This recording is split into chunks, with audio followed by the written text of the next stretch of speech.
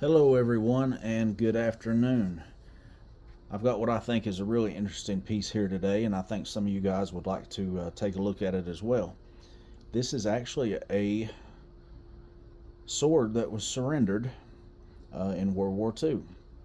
It was the property of Lieutenant General Erwin Rauch. Now, forgive me if I do pronounce that wrong, but it's spelled R-A-U-C-H.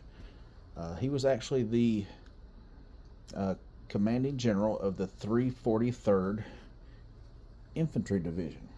But we'll get more into that here in just a minute. Let's take a look at this sword.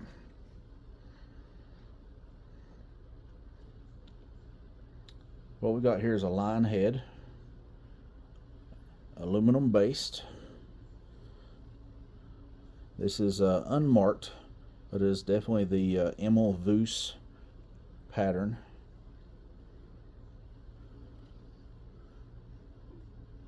A couple of the grip wire strands have come loose over time, but I'm kind of a purist. I don't like messing with the things, so it is what it is.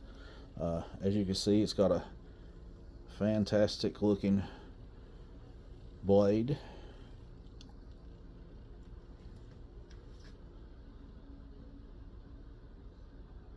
I mean, look at that. That's just a classic piece of World War II German artwork, if you ask me. Has the ruby eyes.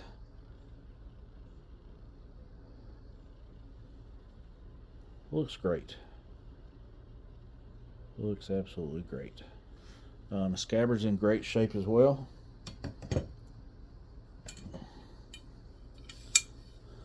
No dents or dings whatsoever.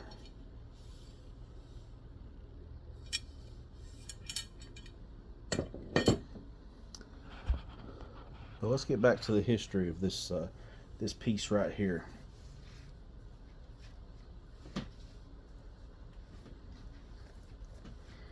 Lieutenant General Erwin Rauch.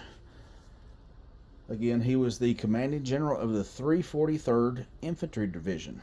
This sword was captured on 18th of September of 1944 by Troop A of the 17th Cavalry Reconnaissance Squadron,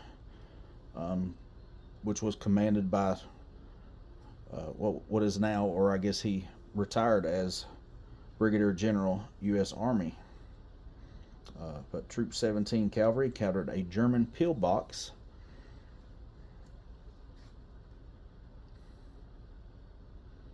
in the Brittany Peninsula. The pillbox incumbents turned out to be Lieutenant General Rauch of the 343rd Infantry Division and his staff. I made that to let's go along with it. It presents well with the sword.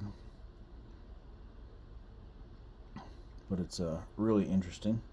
And what's great about this piece as well is it came with a complete dossier, and I'll show you that. I put everything in this nice little binder here.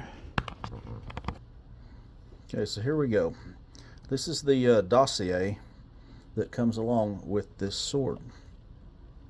Of course, there he is again. I made a couple of those to keep with it. It comes with his complete awards list. As you can see, he was a fairly highly decorated general, and it shows Second World War, First World War, Second World War, you know, when he got those awards, which is pretty interesting as well.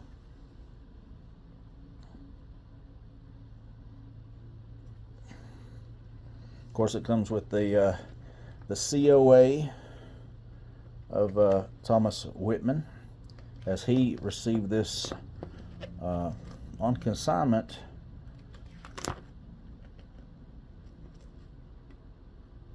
in 2011.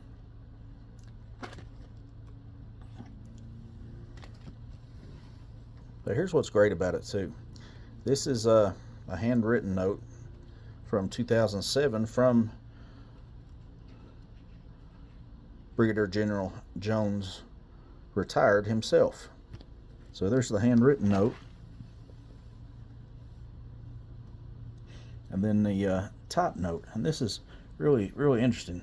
It says, on 18 September 1944, Troop A of the 17th Cavalry Reconnaissance Squadron encountered a German pillbox at the tip of the Crozon Peninsula, located south of Brest, a large city in the Brittany Peninsula, during final mopping up operations. Troop C attempted to get the Germans to surrender. They refused, so I, the S-3 of the 17th, then had a tank destroyer with 90mm gun wrap on the pillbox entrance. The Germans came pouring out. The pillbox incumbents turned out to be Lt Gen Rauch, commanding general of the 343rd Infantry Division, and his staff. On interrogation, it turned out that General Rauch and his staff were to be evacuated by submarine that night.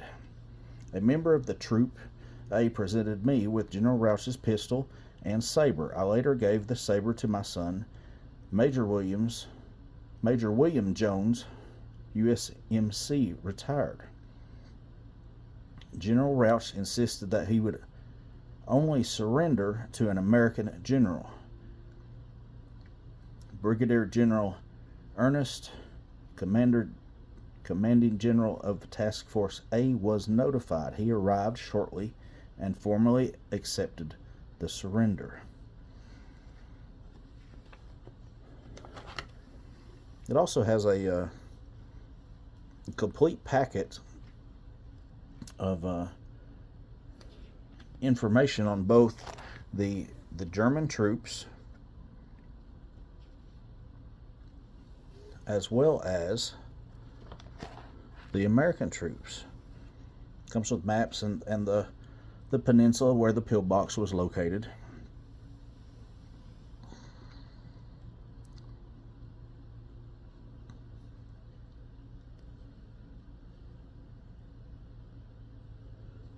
And it documents, what he basically just said in that letter just a minute ago, that he wouldn't surrender formally until General Ernest arrived.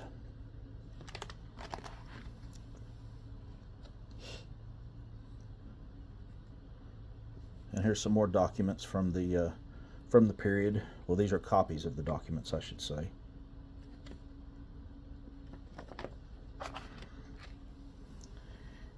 It's also got a little bit of information of the history of the 17th Cavalry Reconnaissance Squadron, which this is several pages. I've got it just slid in this sleeve here, but it's pretty interesting.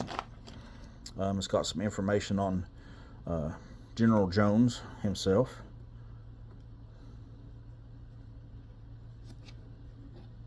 And then it goes on to have another little bit of information on General Jones, retired.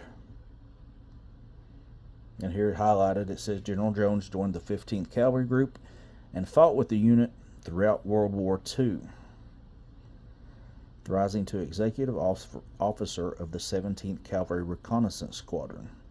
Which, again, all this stuff just backs up the story with the handwritten notes. Again, that's a great looking sword.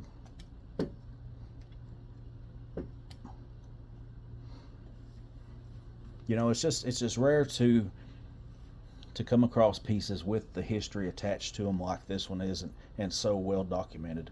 A lot of pieces were just liberated by the troops, which is great, and I'm glad they did. I'd much rather us be liberating theirs than vice versa.